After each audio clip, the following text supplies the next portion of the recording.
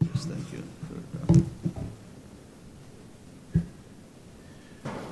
Thank you, ladies and gentlemen. Thank you, ladies and gentlemen. It's a great privilege to be back here in the NLB, and one of my favorite places in the whole world. And since I've also been a professional librarian for the last 17 years, I must say one of the library systems that I most admire in the world. And so I was expecting to be invited to speak about libraries. However, I was given another assignment, and here we are to navigate the complex world, some insights for the future, and specifically some of the problems that the world faces today. So I'm going to run through, first, a quick introduction, the world we live in, technology and the new social order, then the divisions that are troubling us all and which were the heart of my assignment, and some analytical foundations on how to confront these divisions, and some profound words, I hope, about values and actions, and then a program for action for the West, for the Muslims, and for Singapore. And I'll conclude with that.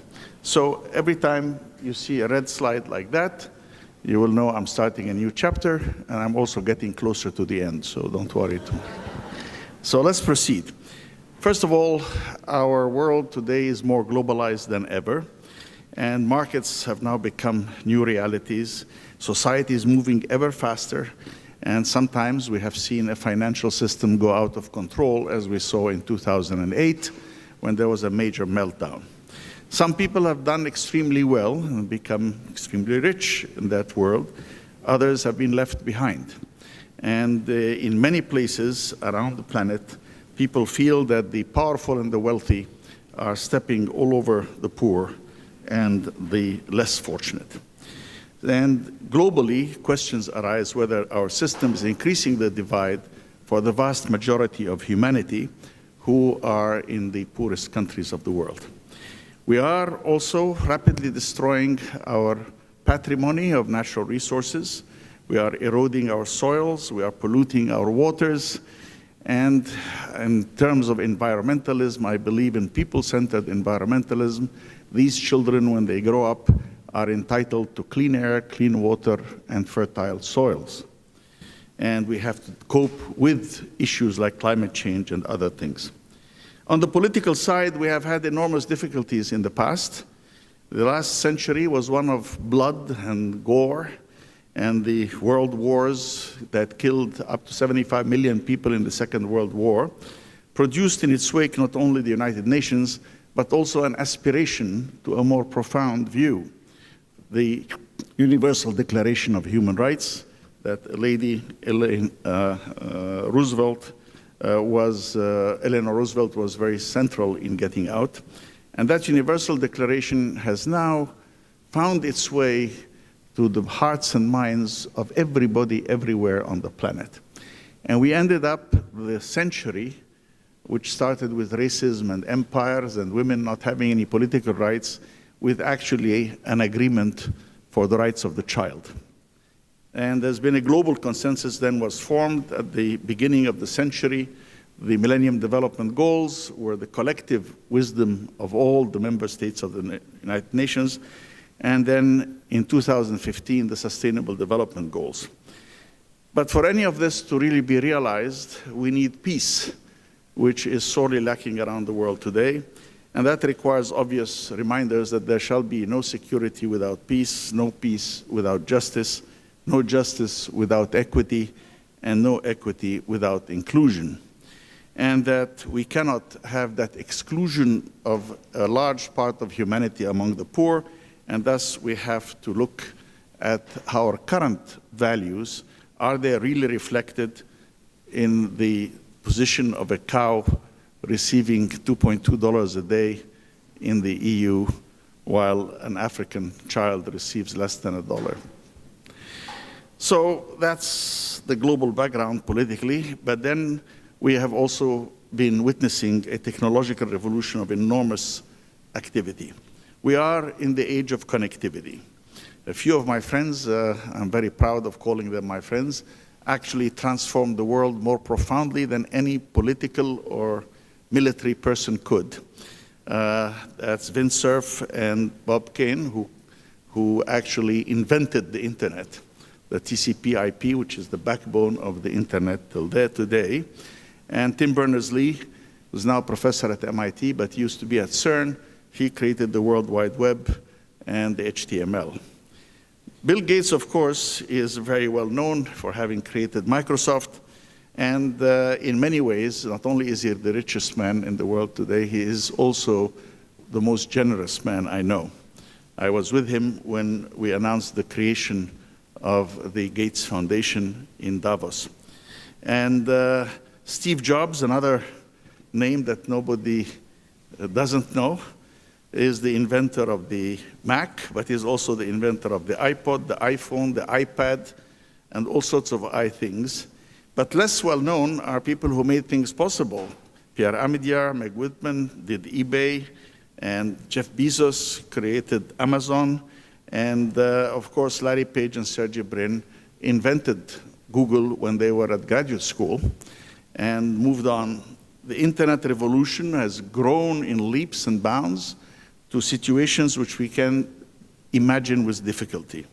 That explosive growth has gotten us to a rate where we are now putting on the internet amazing amounts of information, far more than the total legacy of humanity from the earliest days.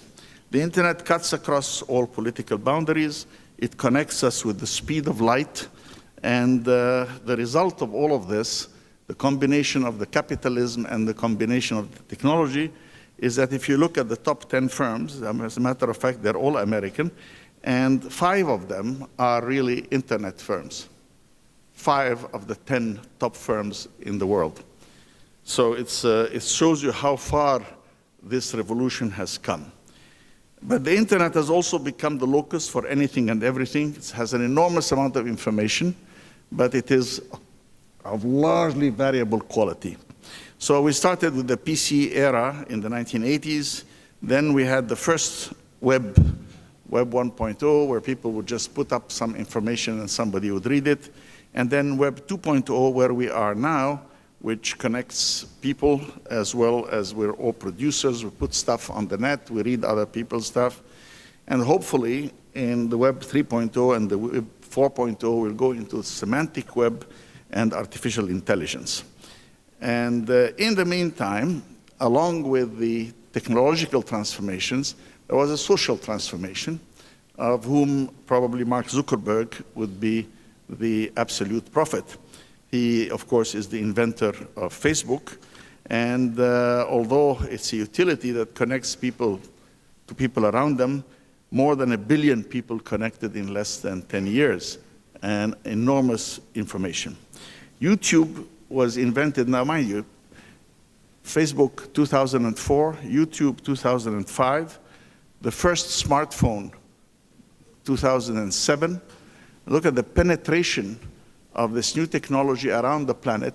There are more mobile phones on the planet than there are people, and there are now 3 billion smartphones out there.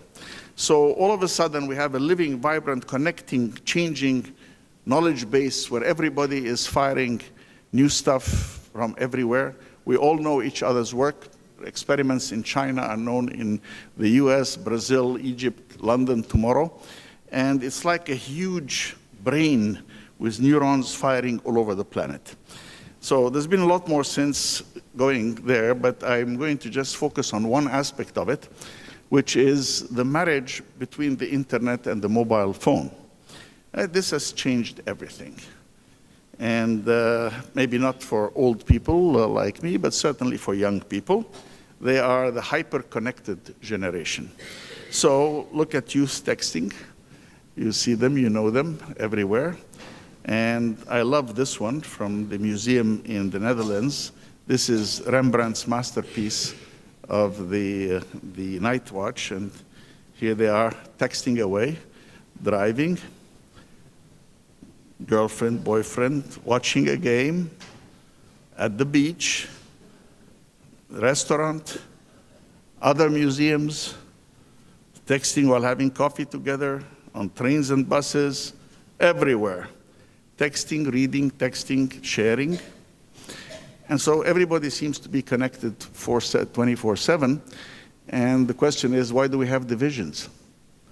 Well, we'll come back to that in a moment. But there are intergenerational problems in communication, which I believe the burden is on the older generation to adjust to the needs of the younger, not the other way around.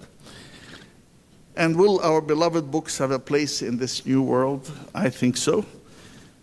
Not quite in the same way that these kids used to read in the public library. Today is slightly different, but many of them are actually reading books that they downloaded. So I believe yes, and there's a lot more to be done by libraries, which I will mention at the end of my program. But despite the enormously increased connectivity, there is alienation and increasing divisions. But now a new ICT revolution is on its way: big data, virtual reality, and artificial intelligence. Just to give you an idea just how big is big data. Well, the total accumulation legacy of humanity in 2007 was estimated at 256 exabytes. That was in 2007 by the University of Southern California. The amount of traffic on the global internet today is 2 exabytes a day. So 365 days, so you're talking about 730 exabytes, far more than the entire legacy of humanity by 2007. And we are adding data at a much faster rate than that than ever before. Now, what's an exabyte? Some of us may know, most people don't. It is basically 1 billion bytes. That doesn't help you much. So what is 1 billion bytes? It's, imagine the Library of Congress. If the entire text of the Library of Congress was digitized, the entire text, everything text in the Library of Congress was digitized, 1 exabyte would be 100,000 times more. And so we're putting, right now, 200,000 times more material than the entire Library of Congress every day on the internet, and it's growing. We're beyond talking about exabytes, we're now talking about zettabytes. Zettabytes are 1,000 exabytes, because at the end of the year, we expect to have had 1.1 zettabyte on the internet. So this huge expansion is what we call big data. There's a lot of things being done. For example, I just saw a recent study that tracked 50 million Facebook accounts over 5 years to identify certain patterns that people did. Obviously, this can't be done by humans, and it requires different kind of intelligence. It's there. What happens to our privacy? Who knows? Every single click that you do on your smartphone or on your laptop is being monitored somewhere,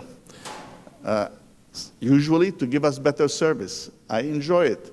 When I go to Amazon.com and I pick up a poetry book, suddenly it says in real time, by the way, you like this poetry book?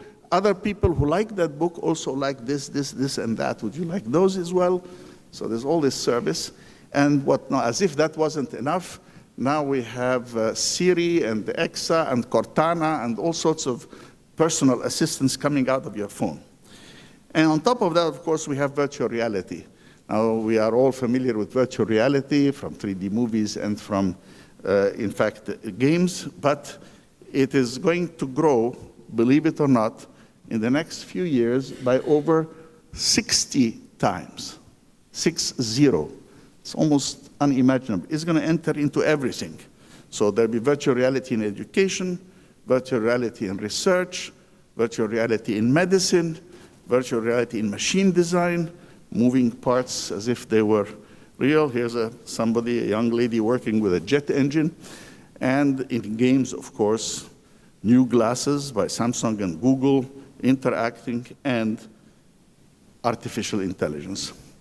Artificial intelligence, we know, is growing in leaps and bounds. It has been very slow to get started, but now it's moving much faster. And out of our machines and our software, there emerges a new intelligence that we don't fully understand.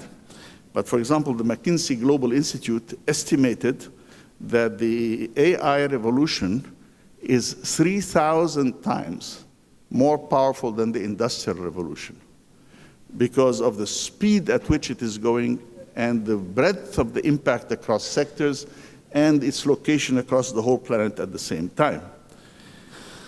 And it is impacting everything, from facial recognition to monitoring of cows to driverless cars, you name it.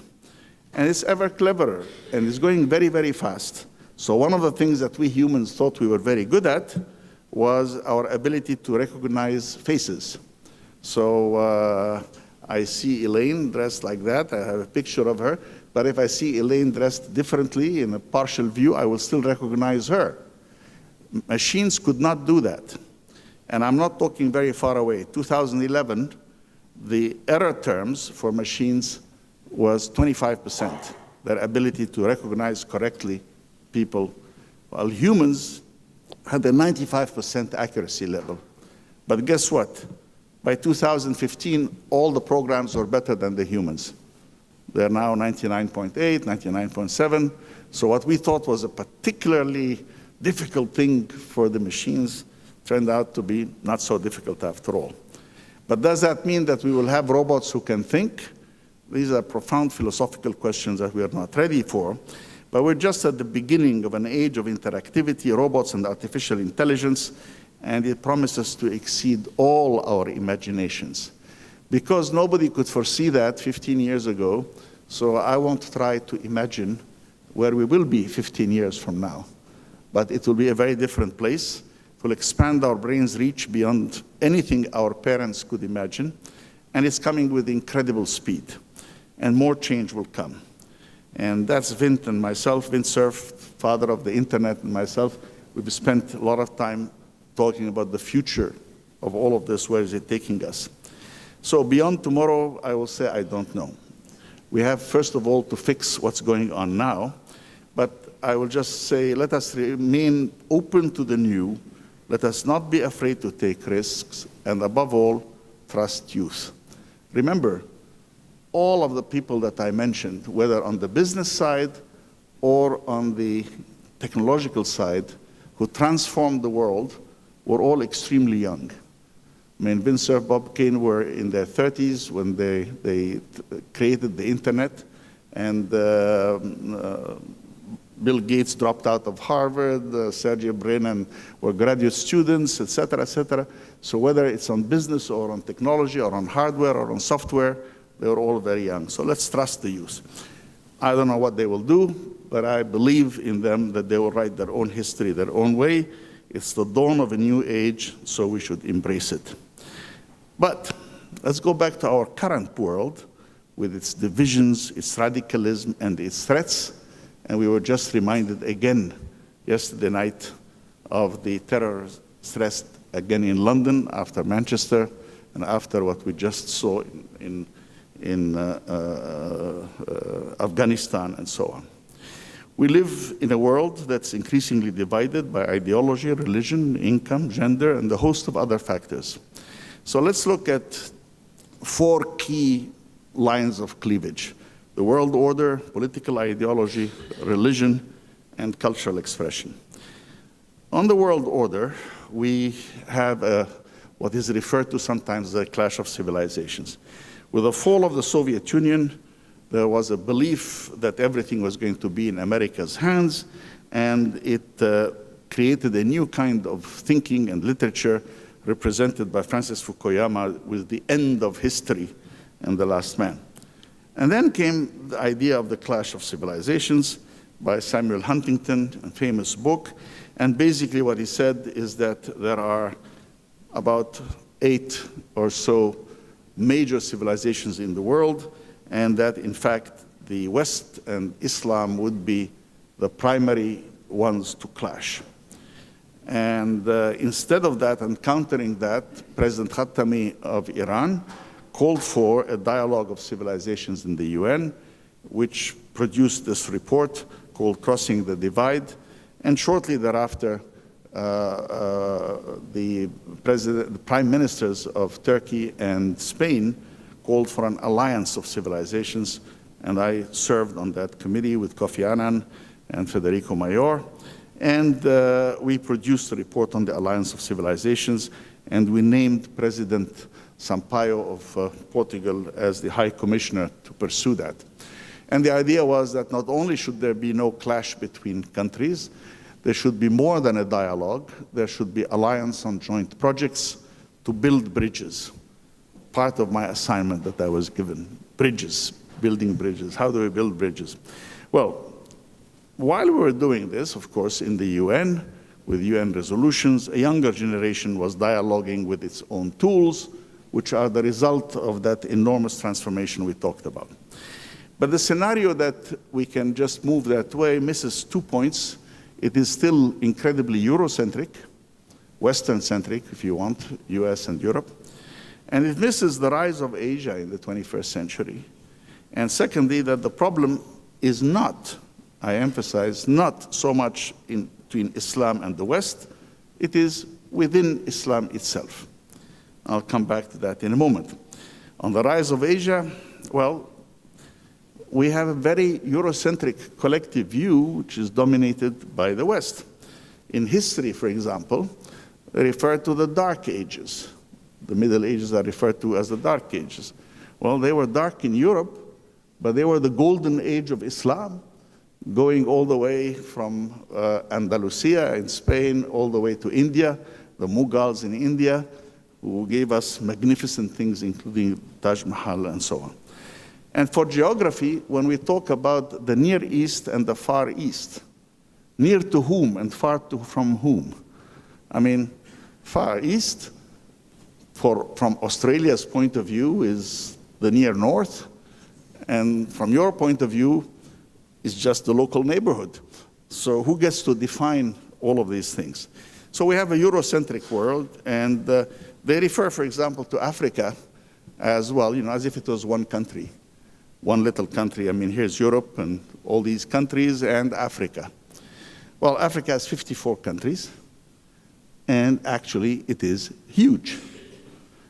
You could put the United States, Europe, China, Alaska, all of that into Africa, and you'd have more left over.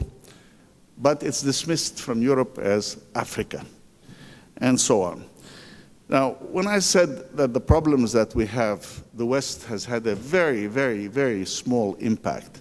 It's like you have a major storm, and some of the spray from the waves has hit Europe.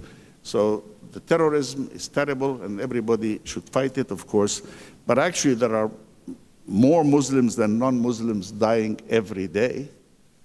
And if you want to know who's fighting ISIS, it is Muslims. The vast majority of them are the boots on the ground, whether you call them Kurds or Turks or Arabs or whatever, they're all Muslims. So we have it's an intra-Muslim fight, parts of which are touching the West. But there is a real problem between the West and the Muslims. And they tend to look at the world and see this as the Muslim world. But I prefer this map, which shows the percentages of Muslims in all of these countries. And surprise, we have in Europe same percentages we have in India. And in Europe, it has become the second religion and is growing. It is no longer something out there. The Muslims are there. So there's the West, as in the clash of civilizations, and there's the Muslims out there. Sorry, guys, the Muslims are right there with you. They are your citizens, your children, and they are alienated from you, and you have to find a way of dealing with them. And that's one of the major issues of transformation. On political ideology, the rise of populism is a new reality.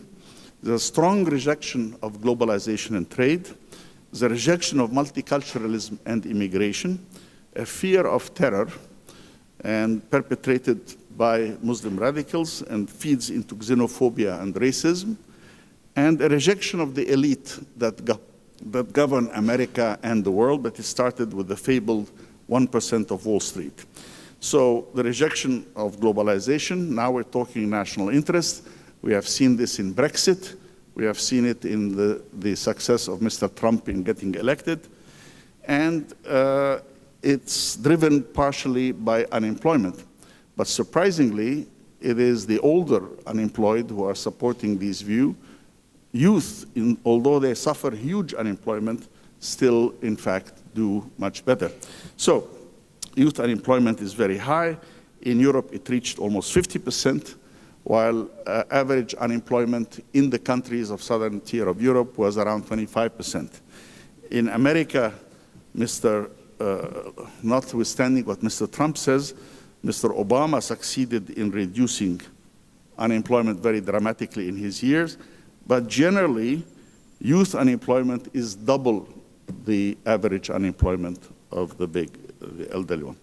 The rejection of multiculturalism, we saw that in the problem of the immigrants going, or the refugees going to Europe, and where once upon a time people talked about strength in diversity, now it is fear for national identity. And there is a fear of terrorism, fear of terror, which is very real, fear of radical Islam, and the rejection of the elite. The Occupy Wall Street movement started, the 1%, 99% of the population is too big to fail, and so on. And that's because there has been an increase in inequality in the last 30 years everywhere in the world. From Sweden to Somalia, there's been an increase in inequality. As you can see in the graph here, there's none of them where the darker circle is on the left of the lighter circle. This graph is particularly telling. This is the United States. And this is 1980, Reagan-Thatcher years, beginning here. And the top 1% were receiving about 10% of total income. The bottom 50% were receiving 20%. And as you can see, it went down, and now it's barely 12%.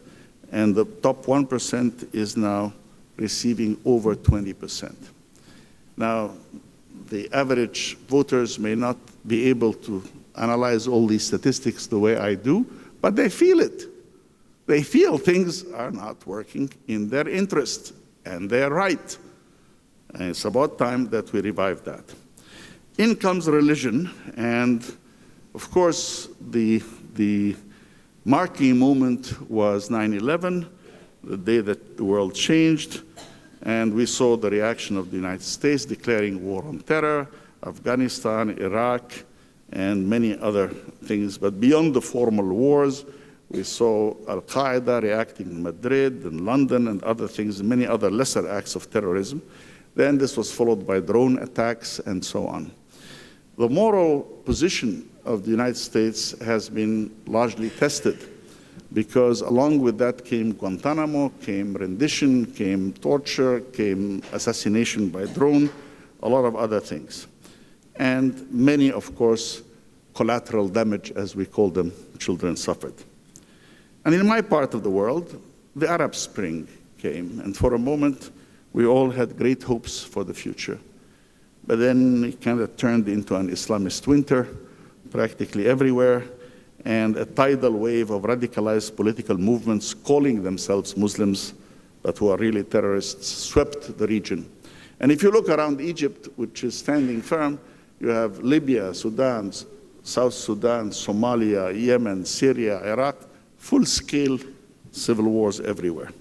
And the horrors that are perpetrated there are unbelievable. Not only this widespread violence, car bombs continue till now. We just saw a huge case in Kabul. And the horrors, there's no other word for it. The horrors that we see everywhere are beyond belief. I mean, we thought the last time we saw pictures like that would be from the Second World War with the Nazis. Now they're still here with us today.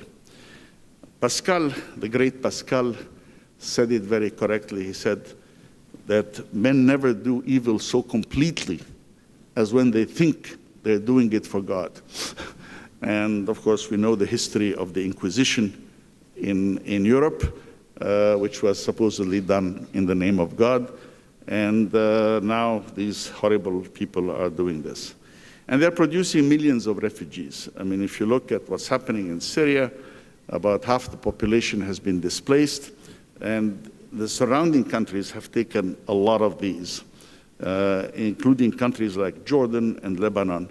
And these are the refugee camps in Jordan, for example, very small countries. So it somehow looks very odd if you're talking of an EU of 510 million people, that they can't accommodate an extra million.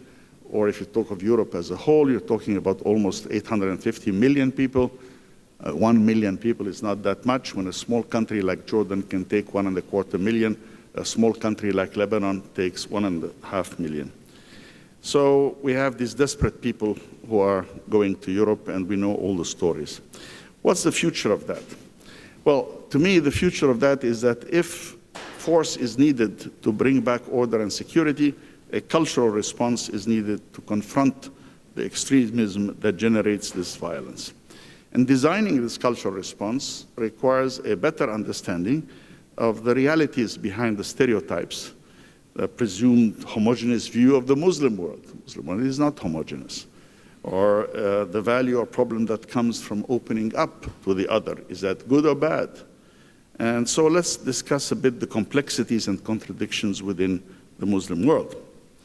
So, first of all, there are enormous tribal warfare, ethnic warfare, linguistic warfare between different parts of the Muslim world. This is Syria, as you can see it here, between Alawites, Sunnis, Druze, Kurds, Christians. It's a very complex pot to look at. And in each society, we have very different views about how people should live. Look at these two people next to each other. One completely covered and one choosing to be in a bathing suit. Look at these two couples. One couple here and another couple here, both on the same little boat in the harbor of Alexandria. There's enormous variety. There's no single affinity. And let's talk about an important subject, which was freedom of expression. Always a big issue in the West, and the Muslim rage when we talk about free speech versus blasphemy and hate speech as seen by Muslims.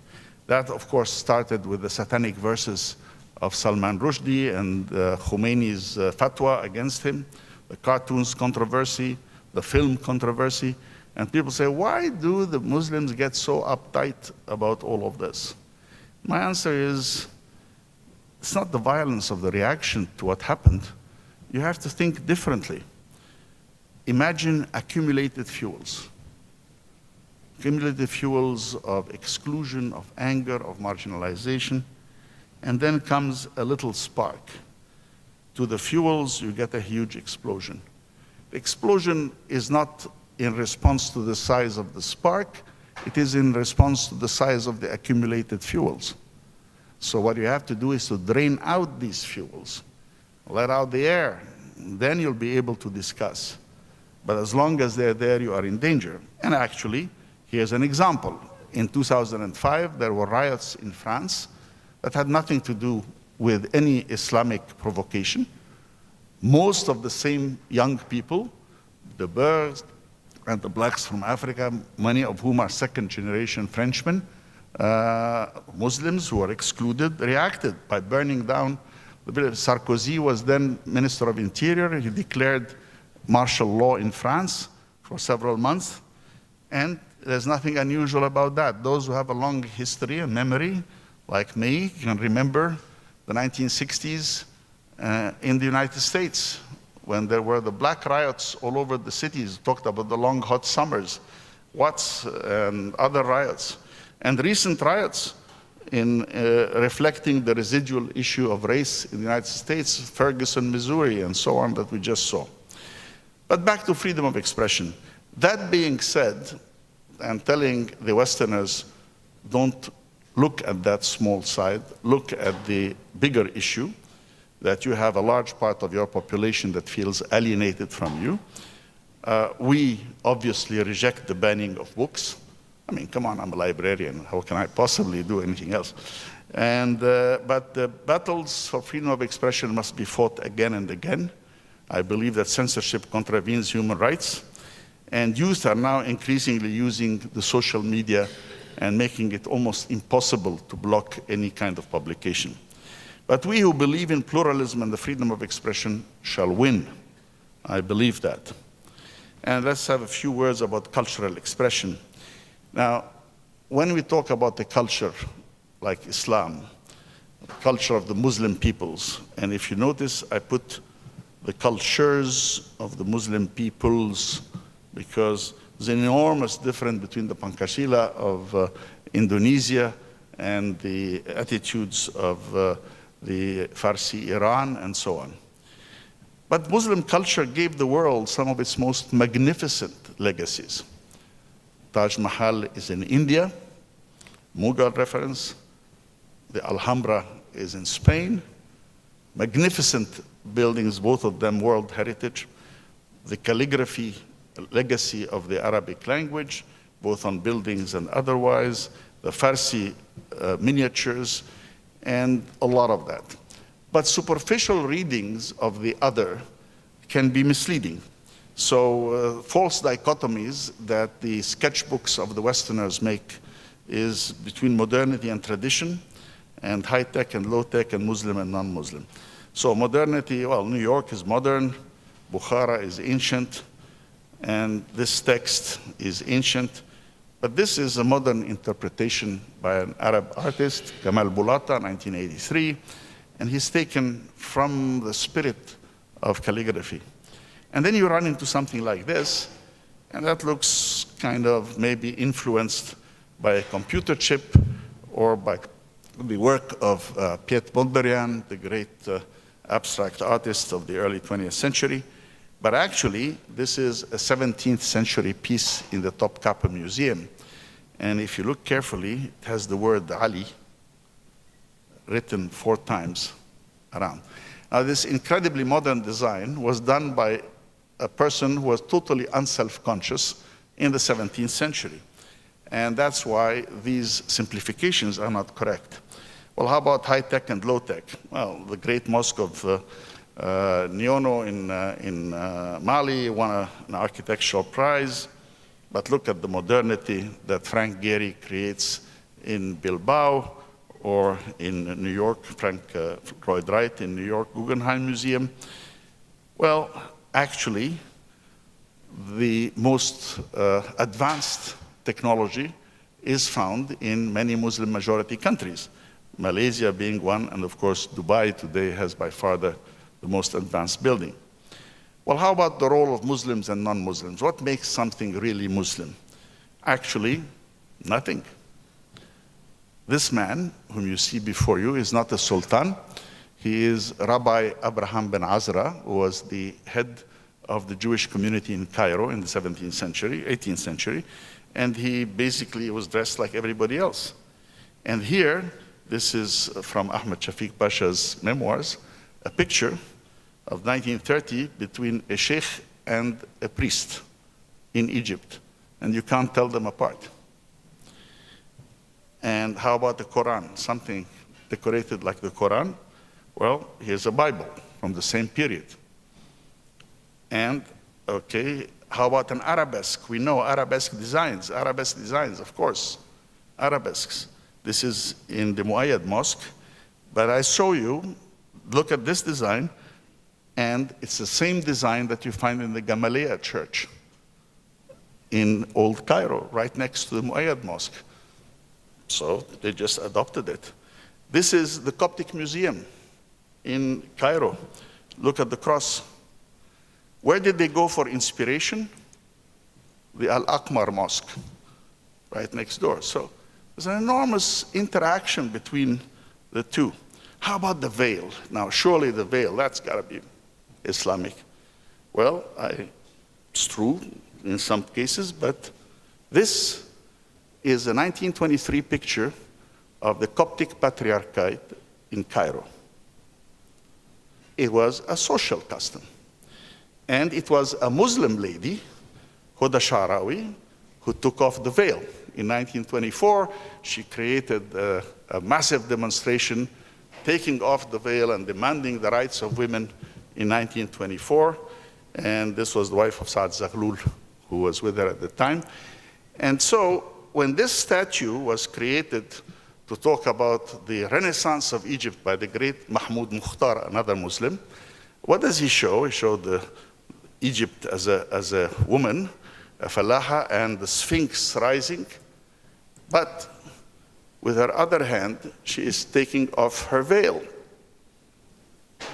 This is a fact. So this notion that somehow this is Islamic, this is not Islamic, is total nonsense. History is not like that. The evidence is completely different. And when I thought here today that Malala was being shot by the Taliban for trying to go to school, I have statues of little girls studying in the ancient library of Alexandria that date 200 BC. And of course, there was a lot of education in the Muslim world. So look at what these terrorists are doing, not only just in proto-stereotyping, but look what they're doing to our heritage. They want to destroy our heritage, both by bombs, by actual hand-to-hand destruction, and of course, in the famous case of the Bamyan Buddhas. I mean, Afghanistan has been Muslim for 1,400 years. Nobody thought of destroying the Bamyan Buddhas until these guys came around. So he may remember what the Bamyan Buddhas look like, but she won't. It'll be something lost from our memory. And here I can cite Edmund Burke, that the only thing necessary for the triumph of evil is for good men to do nothing. So good men and women, we have to do something. And having looked at these divisions, we have to understand how we're going to confront them. I wrote a whole book in Arabic about this. It's called The Challenge, How to Respond Culturally to What We See. And basically, it is to recognize that we have different cultural identities. They are layered. So we may start with something, nationality, language, geography. You add a common thread to it, and you get an outcome that still looks very different. So if you look at the outcome alone, you don't get to see the common threads where they are, and you don't get to build on them. So you have to avoid superficially just looking at the external appearance of what you see, which will be very different. Then how does a society change so that we can promote the change in the attitudes that exist today? So I propose a three-level model that starts out with an intellectual domain, a perceptual domain, and a physical domain. In the intellectual domain, we have ideas, which we call theoretical ethics, and perceptual domain is practical ethics, which is a distorted version of that. That's perception. And this is the physical domain, what people actually do. And here is where the philosophers, the ulama, the scholars reside over here. So that is a distorted version that allows a Christian to join the Ku Klux Klan and a Muslim to think that it's all right to discriminate against Christians. But it's the practical ethics that create the social values that dominate individual behavior, that when collectivized becomes social praxis, or what anthropologists look at when they study that. And over time, you get changes that come in, and then these changes get incorporated. And if the changes go far enough, then it will go all the way up and back again. So what are the components of theoretical ethics? For Muslims, is the Holy Quran, the Sunnah of the Prophet, Greek and Latin influences from philosophy, and local influences. And you have the modernizing influences, and physical changes are occurring at this level. And when it stays long enough, it gets incorporated. And then directly impacting on the practical ethics, on the perceptual domain, is the education system and the mass media. And finally, there are new ideas that come in, ideas of citizenship and equality and so on. Now, as long as all of this is functioning, that is okay. It's a society that evolves and transforms itself. But if there are ruptures at these levels, then you start having social pathologies. And I submit that there are ruptures in the Muslim world. So what do? We need a framework for action. All the arrows on the left-hand side is where the new comes from. And therefore, we should strengthen these arrows. But if the part inside the diagram is not strong enough, there will be a rejection of the new and a closure into the old, which is what is happening in some of these movements. So we have to strengthen all the arrows on the inside that can actually absorb and digest the new. So being who we are, I left the fighting in the field to the army, security things to the police, and I'm saying we are to fight with new ideas, ideas with ideas. So we need to impact on this side of things, bring in the new, but we also need to strengthen these arrows. So I have individual programs. This is a program to reissue the classics of liberal Islamic thought, and I've done 50, 60 volumes right now, about 100 volumes. And what is that? That actually, because the people who are here know all about these books, it's to strengthen this arrow. So we need different programs that will cover all of these arrows. And that's what we started doing in the Library of Alexandria, and which is receiving support, and which my successor, Mustafa Al-Fiqhi, is going to continue as well. Finally, when we talk about cultural expression, what does it say? Well, artists are like canaries that people used to take into the mines because they would sense when the weather, the atmosphere was getting bad, and before the people and the canaries would die. So they are like that. And every work of art fits in a double context of the artistic tradition and the context, social context in which it exists. So, for example, you have the famous painting of the Scream by a great Norwegian artist Munch, capturing a moment of desperation in the West, or M.C. Escher of the Netherlands, the feeling of workers in the first half of the century, tying things on assembly lines, or the sense of unraveling that people felt in the first half of the century. The work of critics is like a prism.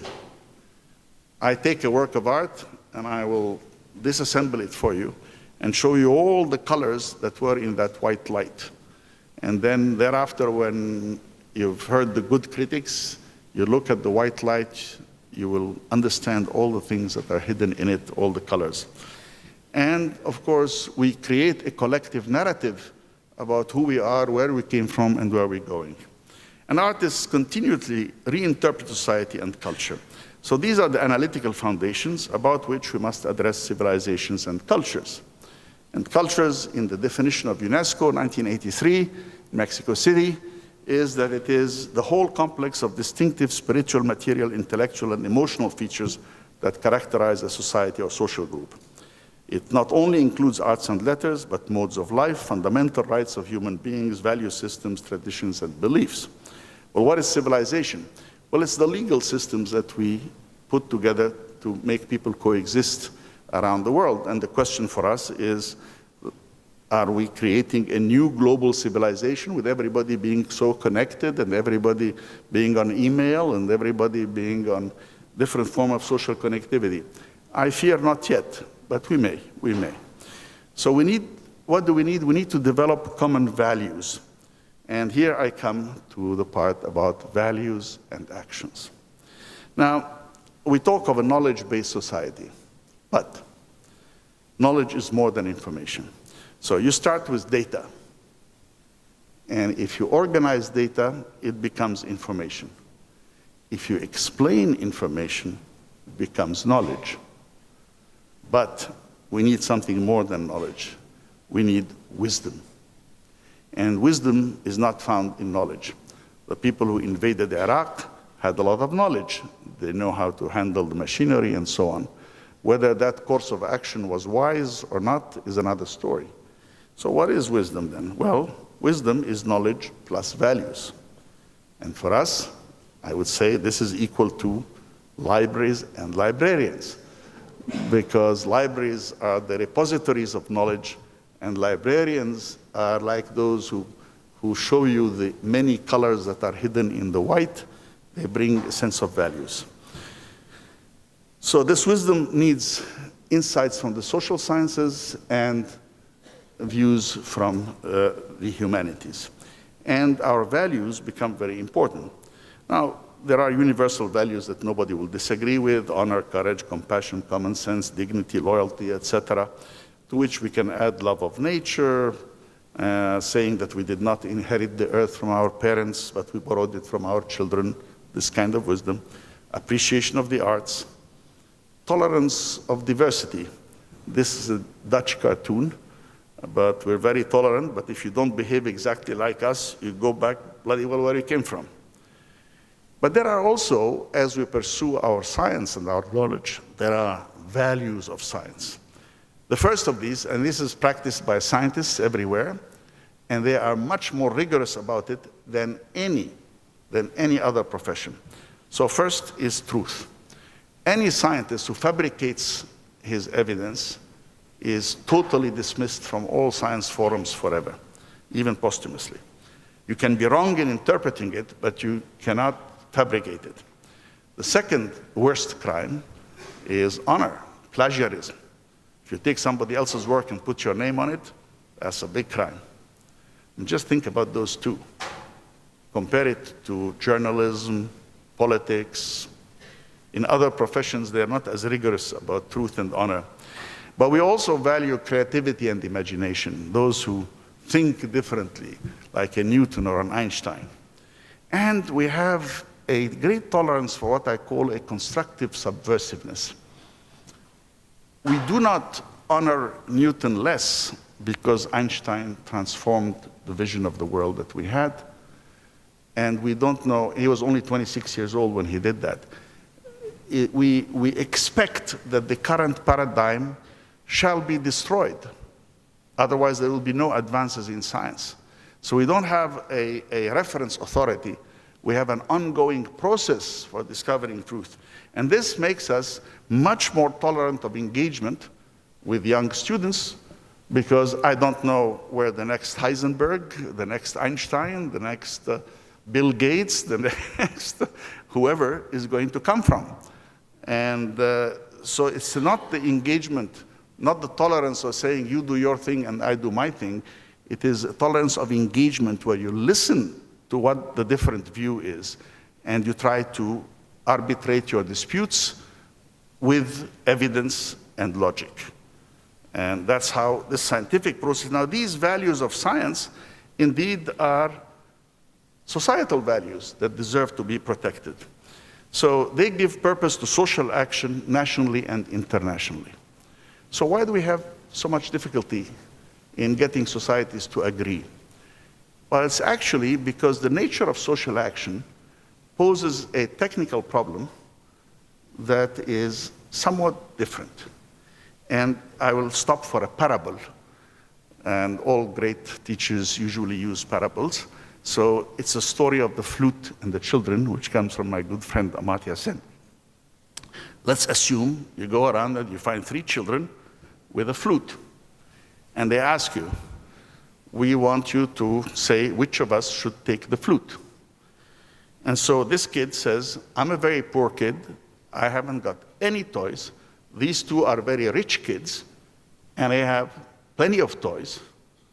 And neither of them contests that. So it seems reasonable to say, okay, you take the flute. Okay, rewind. You're back again, same 3 kids. This time, the girl says, what do you mean, who should take it? I'm the only musician. I love playing the flute. They love listening to my music. And these 2 guys just blow on it like a whistle. They don't know how to make a note. So I should get the flute, I should play the flute, they should enjoy it. Everybody's happy. They don't contest that, so sounds reasonable. She gets the flute. Back up again, 3rd scenario. And this kid says, he's poor, she's a musician, but I made the flute.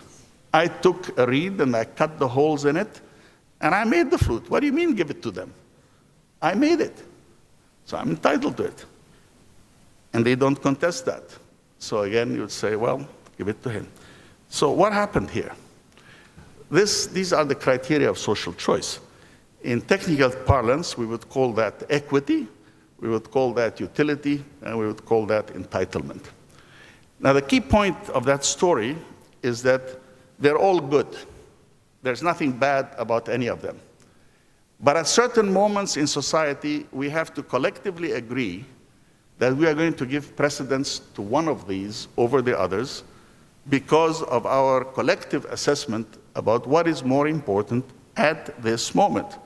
For example, creating a quota for women in parliament where they're not getting elected because of societal reasons, and say for the next 10 years, we're going to have so many seats held exclusively for women.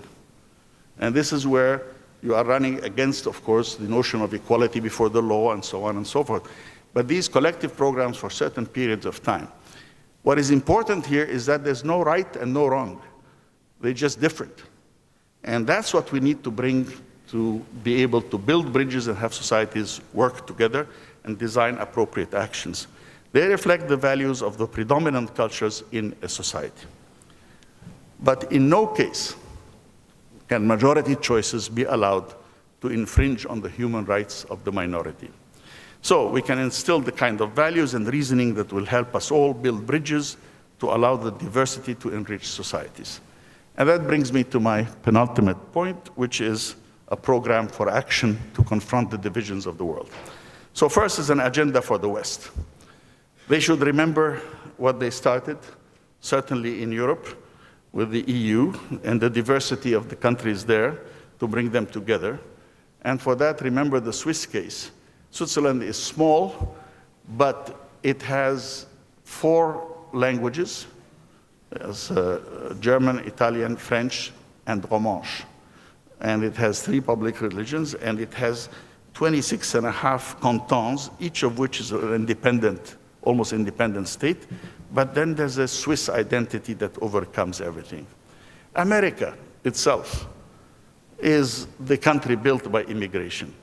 This is what it says on the Statue of Liberty. Give me your tired, your poor, your huddled masses yearning to breathe free, the wretched refuse of your teeming shore. Send these, the homeless, tempest-tossed to me. I lift my lamp beside the golden door. That, of course, Mr. Trump is now saying, doors closed, no more.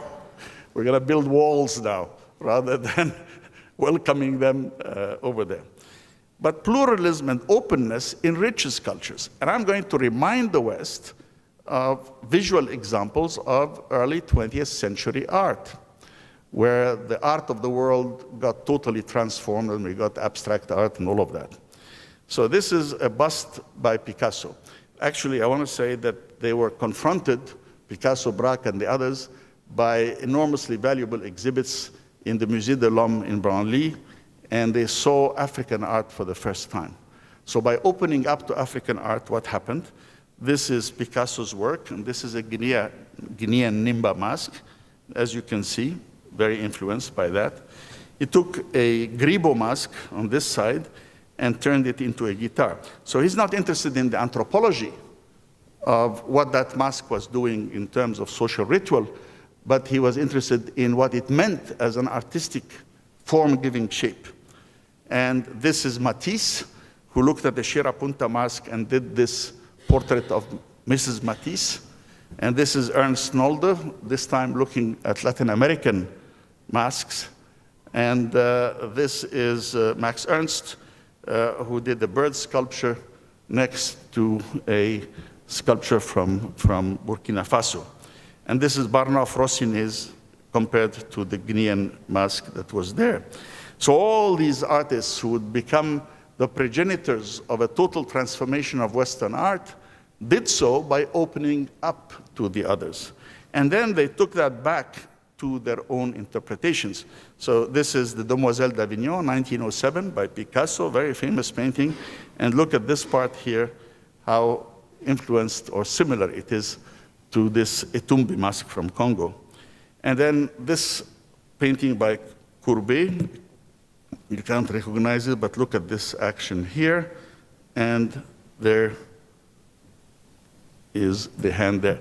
So Picasso said, you know, I take off from there and I do this, and from there he went on to total abstraction and so on. And at the same time, he brought back that very liberated art form to create one of the greatest masterpieces, speaking about the conditions of his time, which was when the village of Guernica, for the first time people saw a village bombed from the sky in the Spanish Civil War, 1936. And he painted this great painting of Guernica here. And in fact, if you look at this one here, he revived a great image from Sergei Eisenstein's early movies. So suddenly art was being transformed, art and society were transformed for the better. Today people are paying tens and hundreds of millions of dollars for these paintings, which at the time were rejected and they were not even accepted by the mainstream. But it's that transformation, that opening to the other, which brings enormous new power to your art. I'm talking about Western art. I'm not talking about the African art. Opening up to the African art transformed Western art. So opening up to the other is definitely needed. So we go on and say, Muslim societies today. Well, I said we are staged for major contradictions and we have major discontinuities. And it's time that the great scholars address the issues of Sharia, democracy, jihad, women's rights, non-Muslim citizens, etc. And on Sharia, I have a magnificent example of a document that I will give for the library here on the legal instructions to a judge dating from the 7th century, which exceed anything seen in the West. And it's almost 1,000 years before Galileo was forced to recant. So I say to the Muslims, ignore the fear-mongers and remember your real traditions. Let there be no compulsion in religion. Truth stands out clear from error. La ikraha fi din. And when people tell me, well, what about the insulting things they say about the Prophet and the cartoons and so on, I say to them, as the Quran said, when addressed by the ignorant, say peace. قَوْمٌ إِذَا خَاطَبَهُمُ الْجَاهِلُونَ قَالُوا سَلَامًا. Let them be and don't worry about it. Now the great scholars of our tradition, Ibn Haytham in the 10th century said that he who searches for truth, he was challenging Aristotle, follows argument and evidence, not the statement by an individual. He should set himself up as an opponent to all he looks at, accepting only what is supported by evidence and argument. This is in the 10th century. And Ibn Nafis saying about the contrarian view, when hearing something unusual, do not preemptively reject it, for that would be folly. In Arabic, the word is taish. Indeed, horrible things may be true, and familiar and praised things may prove to be lies. Truth is truth unto itself, not because many people say it is.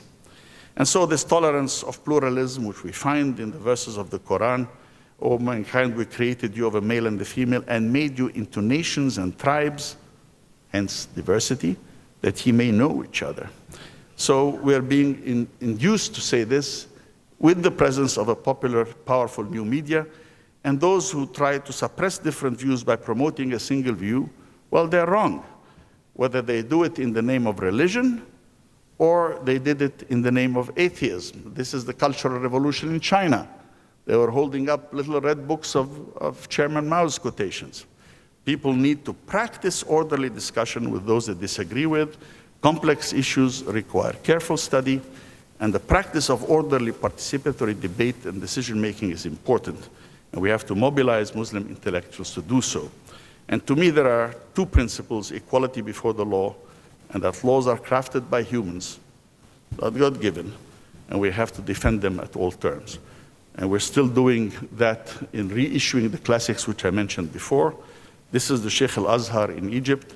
This is the Pope of the Coptic Christians in Egypt. And we work in them, and I believe in the power of ideas. And in that, I have an expert witness.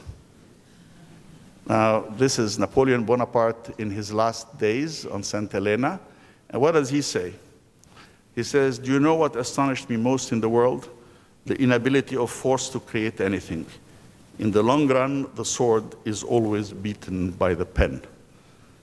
And Victor Hugo said, No army can defeat an idea whose time has come. So I believe that obscurantists and extremist currents are standing against the tide of history, and they shall lose. Briefly, think of the Renaissance. And we think, of course, of Florence and the Medicis and Michelangelo, but who remembers Savonarola? Nobody. In fact, Savonarola ruled Florence for a while. He kicked out the Medici men. He forced the Medici women to burn their fineries in public, which gave us the name the bonfire of the vanities. He melted their jewelry. He went around burning at the stake all those that he considered heretic, and torturing others, and so on. And I suppose if we were in Florence at the time, and Mr. Serageldin came and told you, don't worry, he's against the tide of history. He will be a mere blip, a mere footnote in history. And you would say to me, what am I talking about? He's just torturing my brother. He killed my uncle. And I say, yeah, well, that's now. But actually, who remembers Savonarola now? Nobody. Who remembers the priests who burnt Giordano Bruno, or the priests who held Galileo in trial? Who remembers their names today? Nobody. So we are on the right track, and we shall win. We shall win because I believe in books more than in bombs. As for Singapore, well, my plan for Singapore is, I'm very proud of you, and you should be proud of yourselves. So, it may appear small, but it is a giant. In GDP, your GDP, 291 billion, is the same as Egypt, which has almost 100 million people. So that says something. Your GDP per capita is the 5th highest in the world. You trade as much as all of sub-Saharan Africa, little Singapore. The quality of your education was the PISA tests of 2016, last year, placed you at the top of the world. And for innovation, Singapore is rated the 6th most innovative nation in the world. So you have much, much to be proud of. And I would say, emphasize your success. Emphasize multicultural society that you have. Show the world the cosmopolitanism of unity with diversity. Focus on the promotion of values among your youth. You're already doing brilliantly in terms of education and technology, and I think all of that technological stuff you will master for sure. But play a bigger role in building the bridges with the new world order. I think that's what we need. And all the stuff about the new technology, you will dominate. You need to protect your enormous success with diversity, within unity, on values. And for that, values, you need libraries, museums, and media.